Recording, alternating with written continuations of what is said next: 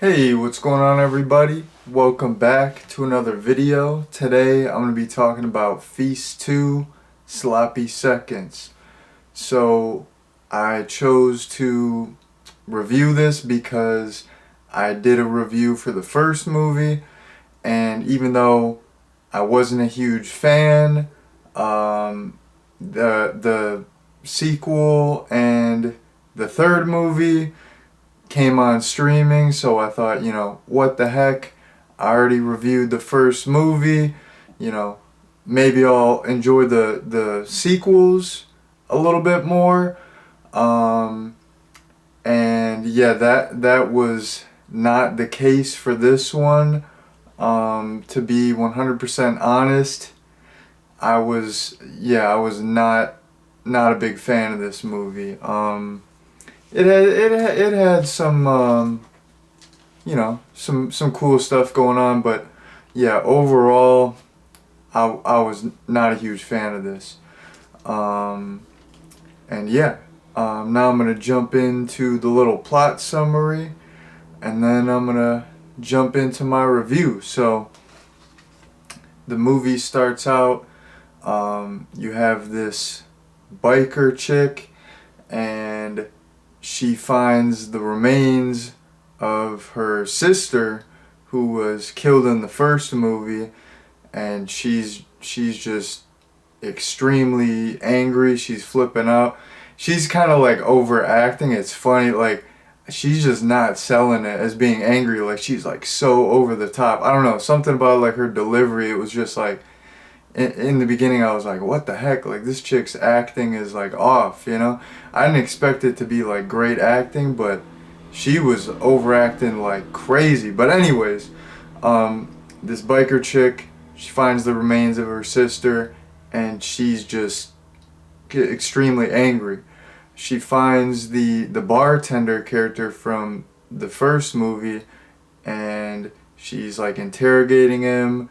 She's hurting him, and pretty much like holds him captive, because you know she thinks that he knows uh, who killed her sister, and he says that he can help her find her sister's killer so she can get revenge. So they end up in this nearby town, and they just happen to come across this group of survivors, and you know once again they're being pursued by these monstrous creatures. So for the remainder of the movie, pretty much all of the survivors are held up in this building, and they're trying to survive. At one point, they're trying to get to this jailhouse that's run by this homeless, like, well, it's not run by the homeless guy, but since like the town is taken over by monsters, he's holding down the jail cell. So they're trying to get to the jail cell. They think it's going to be a safe haven, but little things keep happening, and they have to like fend off the creatures and try to survive. So that is the basic plot summary for you all. Now I'm gonna jump into some overall random stuff that I wanna go over. So I said I was not a fan of this, so I'm gonna get into a couple negatives first, and then I do have a couple positives as well, because I don't want to just hate on this movie. It wasn't that bad. It's just I just was not that into it. So something that kind of took me out of the movie was the CGI in this was not good. There were quite a few like specific instances. So at one point they go to the roof of this building to get away from the creatures, and at first like all the rooftop stuff is shot at night, and it looks decent, but then during the rooftop during the day, the entire sky background is CGI, and it just does not look the best. And it was just weird to me because, you know, in the town and all of the buildings, like all of that stuff is it's real. It's not CGI. They're real sets. Maybe they're not shooting on location, but they're real sets. They're real sound stages. The whole CGI backdrop on the roof, it kind of took me out of it, and it did not look good. You know, like they could have, maybe if it was like slightly better CGI, you wouldn't have been able to tell, but it was very noticeable. And one of the sequences on the rooftop, there's like all the creatures are climbing up the building, and they're, you know, all the survivors are like beating them up with pipes or whatever they can find, and all the blood squirting is all CGI, and that does not look good. And it's like, once again, like how I'm saying, like why was the rooftop a CGI backdrop when the rest of the movie, you know, their actual like sets or locations, you know? Same thing with the blood. Like so much of the effects in this movie are practical and they look good. Like, why did they go for the CGI blood in that instance? It's like the thing is, you know, it's like you got to go one way or the other almost. Like, if all this stuff was CGI, that would be one thing, but it was like this mix of like practical and CGI. It would just like take you out of it, you know? It's like it just it didn't flow together well. It didn't gel with the rest of the movie, you know? Just some other specific instances of bad CGI. There's this guy, he's like launched out of a catapult. When he lands on the ground, it's all CGI. That does not look good. And then this other gentleman, he gets like a pipe through his head, and yeah, it's not great CGI. Another negative thing that I want to go over is this movie was really isolated. The first one was isolated, but when I started watching this, you know, they're going into this entire town, and for the first act, they're actually like jumping around in different buildings and running around the town. And I was like, oh, this is kind of cool, because, you know, the first movie was very isolated. So I was like, wow, they're in this new setting. They have this entire town. There's a lot to play with. There's a lot that can happen. You know, maybe the filmmakers will do something with it, but it was like, once again, they're pretty much just like held up in the same, not the same building, but not the same building as the first movie, but they're just in one building for most of the movie. So that, I don't know, that just didn't work for me. Like I've said this in other reviews, sometimes that works, like like those real isolated movies, like Reservoir Dogs or something. But for this, it didn't work, because there was like a lot of internal conflict, and that was good. But it like only like there can only be so much of that. You have to like mix it with like actual. There has to be other stuff going on. Like it was mostly people just like bickering and little little instances occurring in this building. It wasn't enough to keep my attention, and that kind of goes into my next point on like the negatives here. Like, there was really not enough going on in this movie to keep my attention. There was, oh, I almost like coughed, but I didn't cough. Excuse me, that was weird.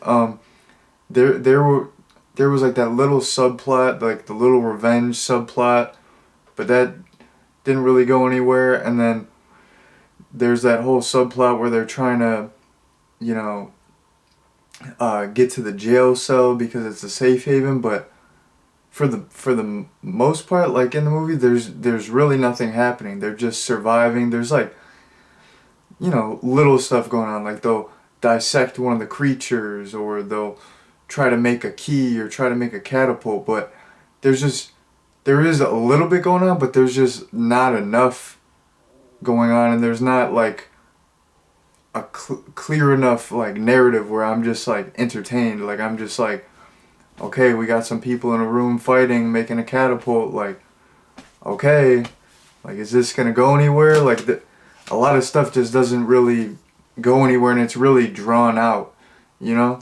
So I was not a fan of that. And the last thing I have here for negatives is, oh my goodness, the ending for this movie was so abrupt. Like I was not ready. Like the credits just rolled at like such a strange time. Like I was just not expecting the credits to roll. I expected there to be like a climax, or some. I keep almost coughing. Or some like resolution. Like I expected something to happen, but like nothing really happened. Like the movie just stopped. Like it didn't end. It just stopped. I mean, I guess end and stop are the same thing. But yeah, this movie just like ended so abruptly, and I just felt like kind of cheated at the end. I'm like, I don't even get an ending. Like what the heck? That was the ending? Not cool. So that was my last negative. Now I'm gonna get into a couple positives here. So there's this one character that I really liked. His name was Slasher, and he was basically like a sleazy used car salesman, and pretty much everything with him was really funny. Like they did all these character introductions, and for his introduction, he's doing this like local TV commercial, and it is like, it's kind of like a parody of like these local used car commercials. That was funny. He's like in his office talking to customers, and they have a kid with them, and he's just like cursing like crazy. He's dropping F-bombs right and left. That was funny. This dude's always got a drink in his hand. He's got a flask. He's like a big time alcoholic, and he's like a sleazebag, but in like the most hilarious way. Like there's this like I was talking about this. There's this instance where they're trying to shoot someone off a catapult, and there's these two luchador guys, and their grandma is like wasting away because she got this like bodily fluid from one of the creatures on her when they were dissecting it, and she's just like pretty much like melting. And Slasher, he keeps telling the guys, he's like, come on, just put your grandma in there. It builds character. Shooting your dying grandma, from a catapult and killing her, that builds character. He's like, come on guys, step up. Just fling your grandma 300 feet away off this catapult. Come on. It's the right thing to do. So I thought that was super funny. Everything with his character was really funny. I gotta give props to my man Slasher. He was a funny individual, a very entertaining character. The other positive that I have here, this is the last thing I have here on my notes. The other positive that I have is so I said the bartender character is back, and he's played by Clu Gulager. I hope I'm pronouncing that right, but I know him from The Return of the Living Dead, and also Nightmare on Elm Street 2. He's Jesse's dad. So he's been in countless movies. He's had a very long and successful career, but I know him from those classic 80s horrors. I know him from those horrors movies. I know him from those classic 80s horror movies. So it was cool to see him, and I looked it up here, like, since the film, because this came out a while ago. This is like 2008, but he did pass a couple years ago, which is unfortunate. But it, in this movie, he was a older gentleman. Like, he was, you know, he was very much up there in age, and he was still killing it. He was sharp. Um, he had like quite a bit to do. Like, they gave him a lot to do, and his character was funny. So it was cool to see him because, like I said, I like him from all those iconic horror movies, and it was just cool to see him like still doing his thing at at the age he was at. He was just still absolutely killing it. Like, he did not miss a beat. So I mean, he was a straight up legend. So it was cool to see him once again in this movie. So that was the last thing I had in my notes. So I'm gonna get into a little recommendation here, and then I'm gonna head out. So excuse me, it's the winter. I got a cough. You already know. But in terms of a recommendation, yeah, I would not recommend this. Like, in terms of a creature feature, uh, it's it's not that solid. Like I said, there is some fun to be had. There's some cool stuff going on, but overall, it's just not an entertaining movie. It's a very lackluster movie. It's not the worst movie ever, but is it really worth your time? I don't think so. Even if you are, like, I was personally not a big fan of the first one.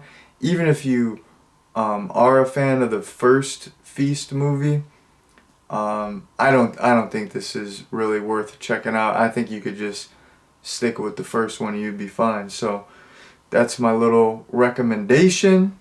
So I really don't have anything else to say, so I'm gonna head out here. I just want to thank you all very much for watching, and peace out.